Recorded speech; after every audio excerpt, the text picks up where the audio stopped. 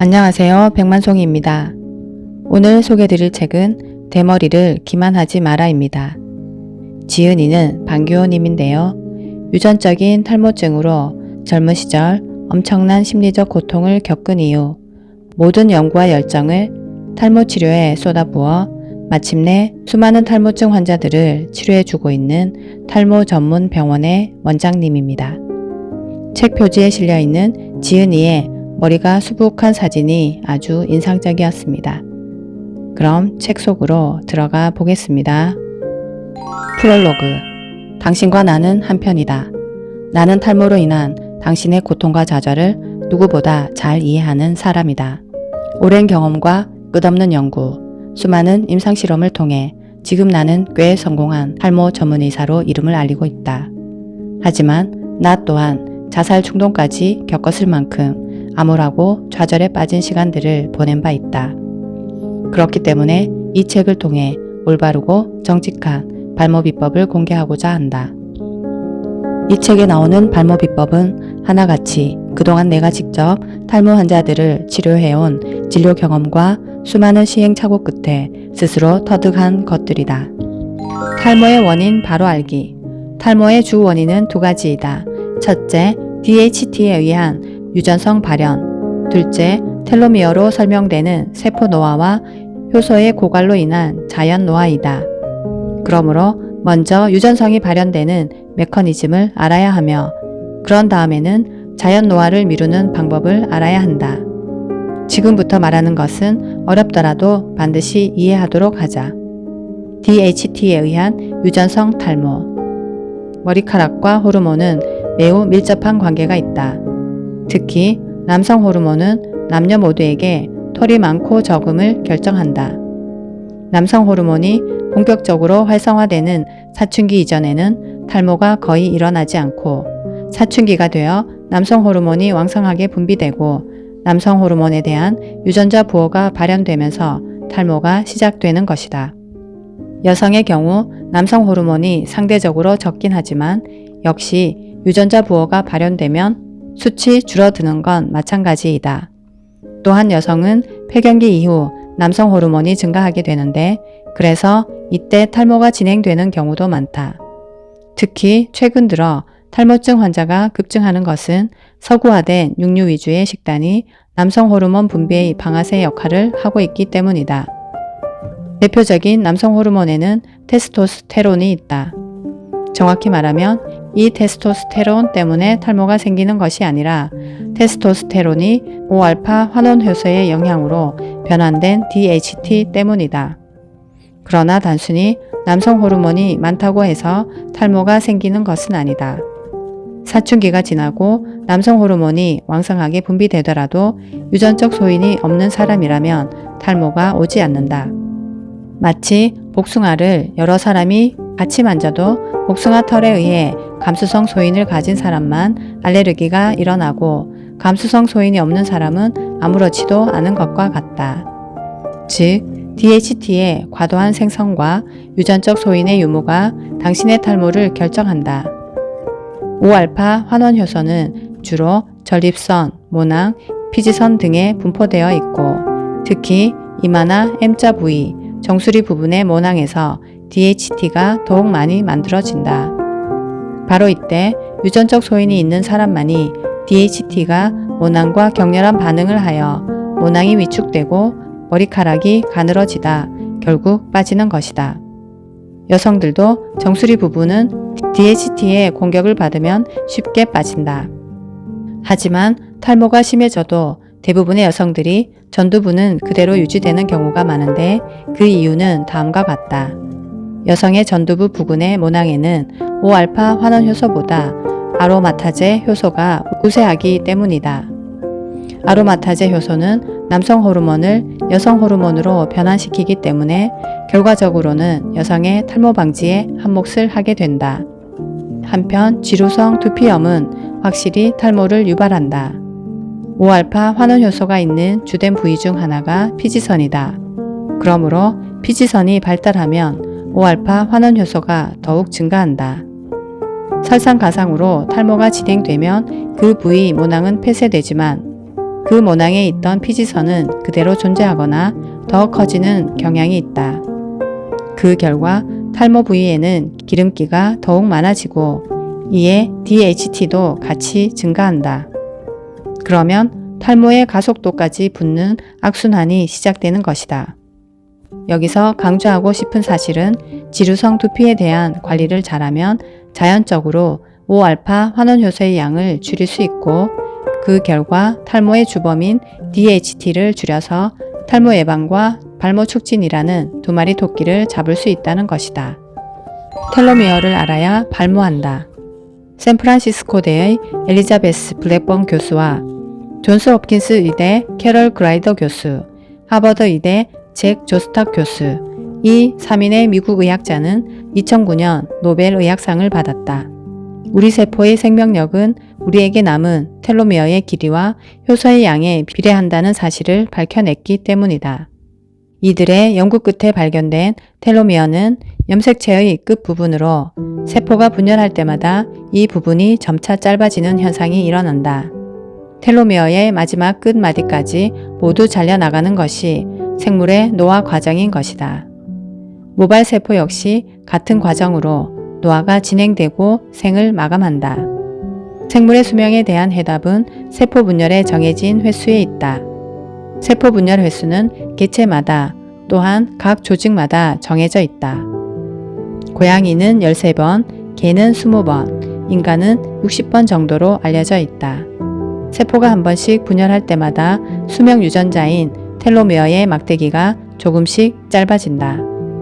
양초에 불을 붙여 놓으면 시간이 지날수록 양초가 짧아지고 결국 수명을 다하는 것과 같은 이치이다. 이것이 바로 자연 노화이다. 그 누구도 자연 노화의 법칙에서 벗어날 수가 없다. 수치 많은 사람도 나이가 들면 텔로미어의 감소에 의한 자연 노화는 피할 수 없다. 그렇다면 텔로미어가 짧아지는 것을 늦추면 탈모의 진행을 막고 머리카락의 수명을 연장시키는 것이 가능할까? 정말 그렇다. 충분한 양의 음식을 섭취해온 사람일수록 섭취된 음식물을 소화시키고 대사, 분해하기 위하여 여러 효소를 일찌감치 모두 소모하고 만다. 대표적인 소화기관인 간과 담낭, 췌장은 효소를 생산하는데 식사량이 많을수록 효소 생산량을 늘리려고 하고 그 결과 세포 분열이 빨라지며 동시에 텔로미어도 빨리 짧아지게 된다. 그 과정에서 활성산소와 과산화 지질이 증가하여 세포는 비참한 노후와 조기 죽음을 맞이하고 소화기관이 급격한 노화를 겪는다. 소식하면 오래 산다는 말은 이미 과학적으로 증명된 것이다. 머리카락 조직뿐 아니라 인체의 모든 조직과 세포의 수명은 텔로미어의 길이와 효소의 보유량에 비례한다는 것을 명심해야 한다. 특히 육식으로 인한 효소 고갈의 대표적인 질환이 당뇨와 소화불량이다. 이를 바탕으로 발모의 기본은 식이요법이라는 말이 성립된다. 식사량을 제한하는 절식이 그 시작이다. 발모를 위해서는 고기, 생선, 계란, 우유와 같은 동물성 음식과 달고 짜고 기름진 음식, 그리고 가공식품을 멀리해야 한다. 그리고 현미, 효소가 풍부한 녹황색 채소와 과일 섭취를 늘리는 식습관 개선이 뒷받침되어야 한다. 이렇게 하면 체내에 남아있는 효소를 최대한 절약할 수 있고 이것이 곧 텔로미어를 보존하는 방법이다. 이보다 더 좋은 방법은 체내 효소를 절약함과 동시에 발모에 도움이 되는 좋은 효소를 외부로부터 공급하는 것이다. 이것이 바로 트리플 효소 요법이다. 효소가 더욱 강력한 효능을 발휘하기 위해서는 발효와 숙성 과정이 필수적이다. 동시에 보조 효소도 필요한데 이 두 가지가 트리플 효소 요법으로 모두 만족된다. 탈모 종류에 따른 치료와 예방법. 남성형 탈모, 안드로겐성 탈모라고도 하며 이르면 20대 중반부터 탈모가 시작된다. 정수리나 이마 M자 부위부터 시작하여 모발이 점차 가늘어지거나 빠져서 웨인 루니나 브루스 윌리스의 머리 모양처럼 된다. 원인: 남성 호르몬인 테스토스테론이 DHT로 변환되면서 DHT에 대한 감수성이 있는 모낭을 공격하여 탈모를 유발한다. DHT에 대한 감수성은 유전성이 발현되는 시기인 사춘기가 지나면서부터 활성화된다. 주로 20에서 30대의 남성에게서 높은 빈도로 나타난다. 남성형 탈모라는 말처럼 남성 호르몬과 관계가 많은 피지선의 발달을 동반하므로 지루성 탈모증과 동시에 일어나는 경우가 많다. 주로 M자 부위 또는 정수리에 머리가 빠지고 또 그 범위가 점차 넓어지나 측두부나 후두부는 빠지지 않는 경우가 대부분이다. 그 이유는 M자 부위나 정수리는 DHT에 대한 감수성이 높으나 측두부나 후두부는 DHT에 대한 감수성이 낮기 때문이다. 치료와 예방법. 두피에 DHT를 줄이는 것이 관건이다. 다음의 방법으로 DHT의 감소와 동시에 피지 억제의 효과도 볼 수 있다. 첫째, DHT를 생성하는 5알파 환원 효소를 줄이는 방법으로는 피나스테라이드 요법과 트리플 엔자임 컴플렉스 요법이 주요하다. 둘째, 이미 생성된 DHT를 제거하기 위해서는 징크 혹은 코퍼 성분이 들어간 샴푸나 외용액을 아침 저녁으로 2번 두피에 적용하는 방법이 유용하다. 셋째, DHT의 원료는 테스토스테론이고 테스토스테론의 원료는 콜레스테롤이다. 따라서 달고 짜고 기름진 음식을 피하고 콜레스테롤의 분비를 줄이는 식이요법인 현미와 녹황색 채소 위주의 채식이 강력히 권장된다. 탈모에 대한 오해. 머리는 자주 감지 않는 게 좋다. 탈모증이 있는 사람에게 흔히 머리를 매일 감지 말고 이틀에 한 번씩 감으라고들 한다. 우리가 세수를 이틀에 한 번씩 하면 얼굴은 어떻게 될까? 두피도 얼굴 피부의 연장선이다. 머리 감는 것도 아침 저녁으로 해줘야 탈모 예방에 더욱 용이하다. 손을 자주 씻는 것이 좋듯이 두피도 자주 씻어줘야 하는 것이다. 두피는 모공이 넓고 모낭이 커서 피지가 쉽게 생성되고 기름과 먼지 등 불순물이 많아 모공이 쉽게 막히기 때문에 그렇다. 두피에 각종 노폐물이 쌓이면 모공이 막혀 염증이 발생하고 DHT가 잘 빠져나가지 못해 결국 모발 성장을 저해한다. 특히 땀과 피지가 왕성하게 생성되는 시기라면 꼭 아침 저녁 머리를 감아야 한다. 2번 감는 것이 부담스러워 하루에 한 번만 감기로 했다면 아침보다 저녁에 감는 것이 효과적이다. 주로 잠을 자는 동안에 혈액순환이 활발해지면서 모발 성장을 촉진시키고 모발을 건강하게 회복시킬 수 있기 때문이다. 머리 감는 것 못지않게 빗질도 중요하다. 평소에 빗질 한번 하지 않고 지내는 사람도 있다. 하지만 두피의 건강을 위해서도 제대로 된 빗질은 꼭 필요하다. 보통은 머리를 감은 후에 빗질을 하는데 이것은 엄밀히 말하면 잘못된 방법이다. 감은 후가 아니라 감기 전에 빗질을 해줘야 한다. 머리 감기 전에 성긴 빗으로 두피와 머리카락에 붙은 먼지와 오염물질을 제거해 주는 것이 좋다. 젖어 있을 때에는 수소 결합이 일어나 모발이 약해져 있는 상태이므로 빗질을 삼가야 한다. 젖은 상태에서 빗질을 하게 되면 큐티클이 쉽게 손상되기 때문이다. 빗질할 때의 방향도 중요하다. 머리 감기 전에는 정수리에서 아래로, 머리 감고 말린 후에는 귀 뒤나 목 뒤에서부터 위로 빗질해야 한다. 머리 감기 전에는 먼지와 노폐물을 아래로 떨어뜨려 주어야 하니까 위에서 아래로 빗어주는 게 좋다. 머리 감고 말린 후에 속머리에 빗을 집어넣어 위로 올려줌으로써 머릿결을 한층 더 살릴 수 있고 머리카락 사이에 공기층을 만들어 주어 산소 공급을 원활하게 할 수도 있고 곰팡이 감염도 예방할 수도 있다. 하지만 충분히 건조된 후에 빗어야 한다는 점을 놓치지 말 것.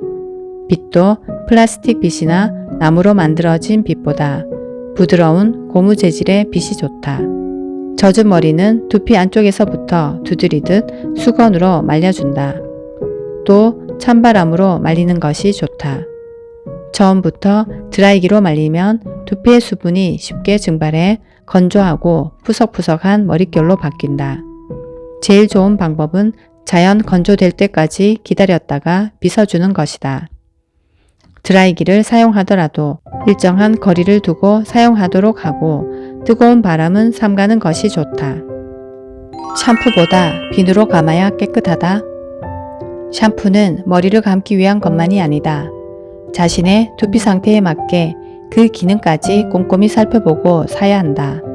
샴푸는 두피뿐 아니라 모낭의 오염물과 기름기, 죽은 각질을 때의 형태로 탈락시켜 두피의 신진대사를 원활하게 해주는 역할을 한다. 주성분은 계면 활성제인데 샴푸를 고를 때 이 성분을 가장 신경 써서 골라야 한다. 샴푸의 성분으로 두피에 좋다는 녹차, 비타민C, 케라틴, 시스틴, 해조류, 미네랄이 아무리 많이 들어있어도 가장 중요한 계면 활성제가 저가의 석유계이거나 알코올계라면 두피에 악영향을 미칠 수 있다. 또 샴푸가 머리에 맞지 않으면 탈모를 유발할 수도 있다. 시중에 나와 있는 샴푸는 지성용, 건성용, 중성용 등 용도별로 판매되는데 두피가 아무리 건성이어도 건성용은 자제하는 것이 좋다. 용도별로 구분된 경우 샴푸 주성분의 차이는 크게 없고 샴푸에 들어있는 보습, 유분 함량 정도의 차이가 있다.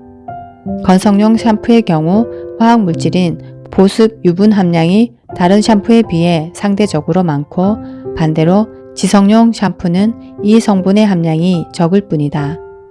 이럴 경우 화학물질이 소량 들어있는 샴푸를 사용하는 것이 더 중요하고 이것이 두피 건강에도 확실히 좋다.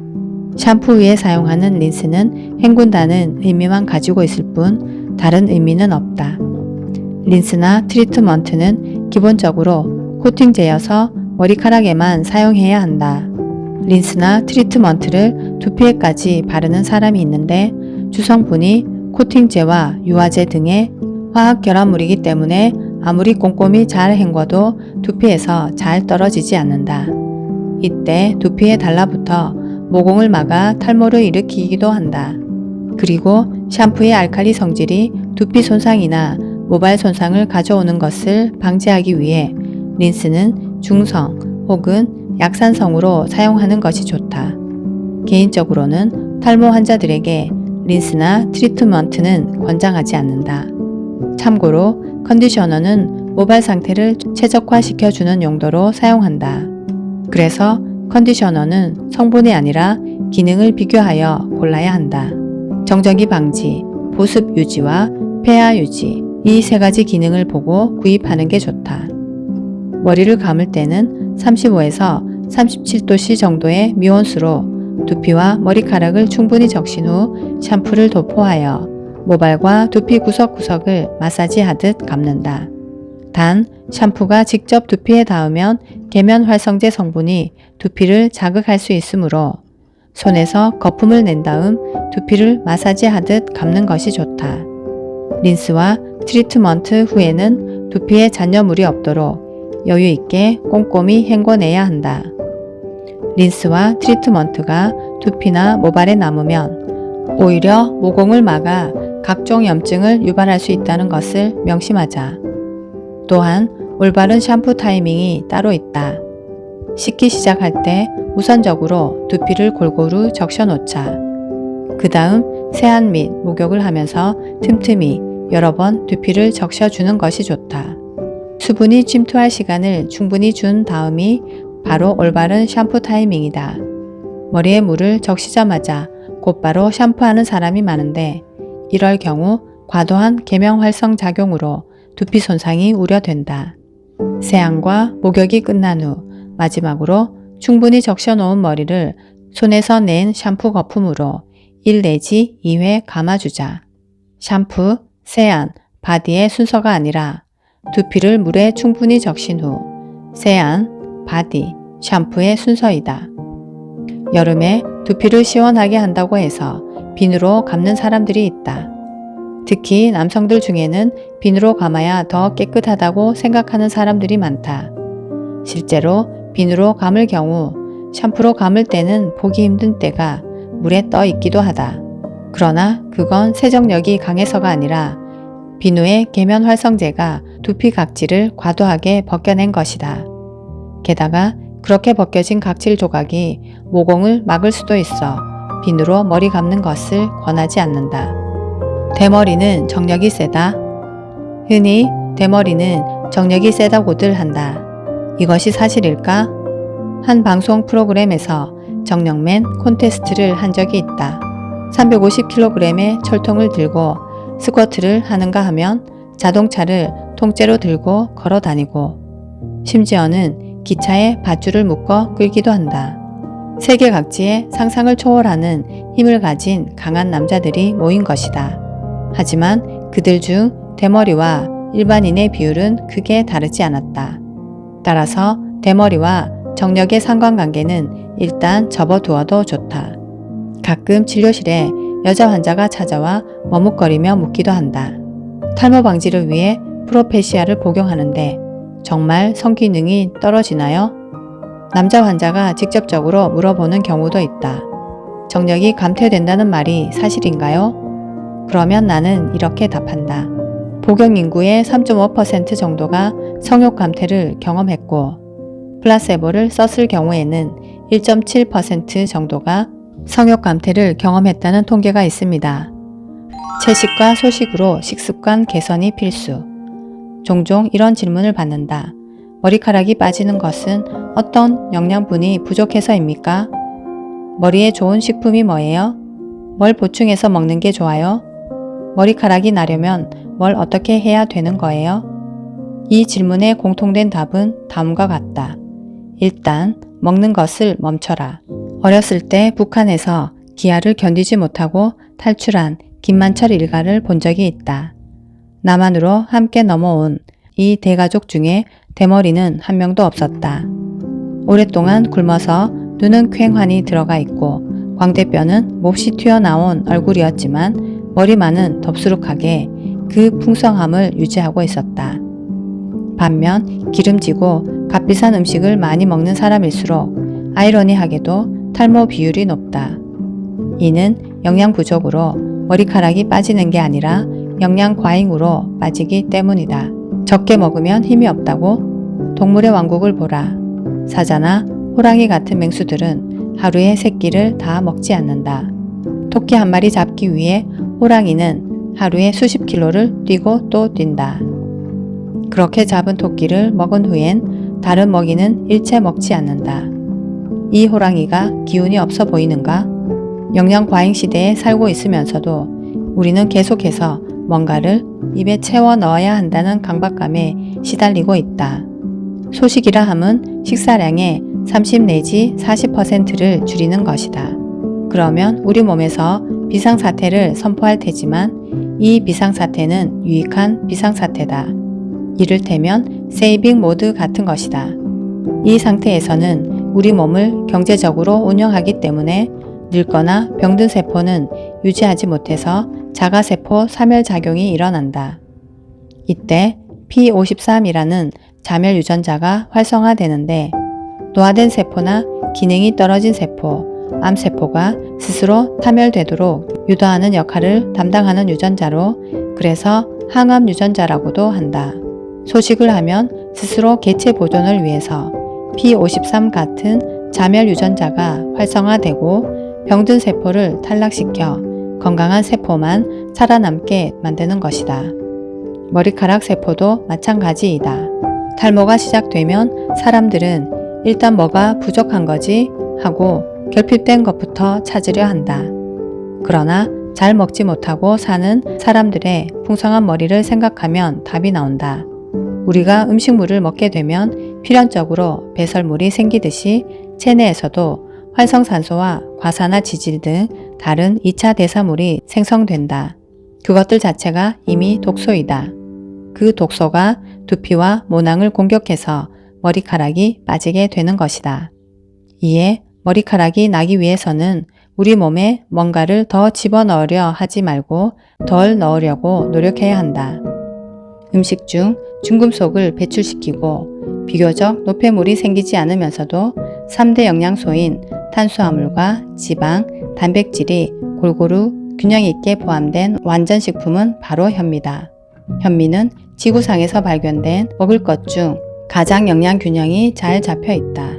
그래서 항 DHT 성분인 징크와 코퍼가 많이 들어있는 조화수수를 현미에 섞어서 한 입에 150번 이상 천천히 씹어 먹으면 탈모를 예방하는데 큰 도움이 된다. 녹차와 수수도 항 DHT 효과가 있는 식품이다. 현미와 조밥을 먹고 난 후 녹차 한 잔을 꾸준히 마시면 풍성한 머리를 유지할 수 있다. 면역력이 떨어지면 탈모 시작. 탈모는 면역력에 따라 결정된다고 해도 과언이 아닐 만큼 발모 촉진에 있어서 면역력은 아주 중요하다. 면역력을 키우기 위한 가장 중요한 조건은 인슐린 분비를 일정하게 만드는 것이다. 인슐린은 아라키돈산의 조절에 관여하며 아라키돈산은 테스토스테론의 생성 및 조절에 관여하기 때문이다. 그런데 단 음식이나 인스턴트 식품을 섭취하면 혈당이 갑자기 올라가고 가파른 혈당 상승은 곧바로 인슐린의 급격한 증가를 가져온다. 단 음식이나 과자, 인스턴트 식품을 많이 먹게 되면 췌장에서 인슐린을 한꺼번에 분출하는 패턴이 반복되어 췌장에 무리가 가고 인슐린의 증가로 인해 경쟁 관계에 있는 대사효소의 분비가 저하된다. 그 결과 혈당 상승에 적절히 반응하지 못하게 되며 뇌하수체 호르몬도 불균형 상태로 빠지게 된다. 호르몬이 신체 전반적으로 불균형해지고 효소가 적어지면서 모낭세포의 활성도가 떨어져 탈모가 급속도로 진행되는 것이다. 대책은 간단하다. 달고 짜고 기름진 음식과 인스턴트 식품의 섭취를 제한하고 발모 촉진과 관련하여 면역력을 높이기 위해 혈당 지수가 낮은 음식, 즉 현미, 고구마, 양배추, 견과류 등을 섭취해야 한다. 천천히 오래 씹어 먹으면 흡수율이 증가되고 세로토닌 분비도 늘어나게 되므로 두피 면역력도 좋아지고 발모까지 도우니 섭취 시에는 천천히 오래 씹어 먹도록 하자. 물이 왜 발모 촉진에 좋을까? 씨앗을 심고 물을 안 주면 싹이 틀까? 우리 몸도 물은 매 순간 필요하다. 음식이 소화되어 노폐물과 독소를 배출할 때도 땀과 소변의 형태로 물을 통해 배출한다. 물이 부족하면 노폐물과 독소가 몸 밖으로 원활하게 배출되지 못하고 독소를 체내에 축적하게 되고 그 결과 만성피로와 함께 세포의 조기 노화와 조기 죽음을 가져온다. 하루 필요한 물의 양을 계산하려면 당신이 하루에 쓰는 물의 양을 계산하면 된다. 첫째, 배에서 호흡하면서 수증기로 배출되는 양이 약 0.6리터다. 둘째, 피부의 땀구멍을 통해 발생되는 양이 약 0.5리터다. 셋째, 대소변으로 빠져나가는 양이 약 1.4리터다. 즉, 당신은 하루에 약 2.5리터의 물을 매일 배출한다. 음식을 통해서 약 0.5리터의 물 섭취가 가능하다고 보아도 매일 2리터 정도의 물은 따로 마셔 주어야 한다. 우리 몸의 70%가 물이다. 당신의 체중이 60kg이라면 무려 42kg이 물이라는 얘기다. 따라서 체내의 수분이 10%만 부족해도 약 4.1리터의 물이 부족한 상태가 된다.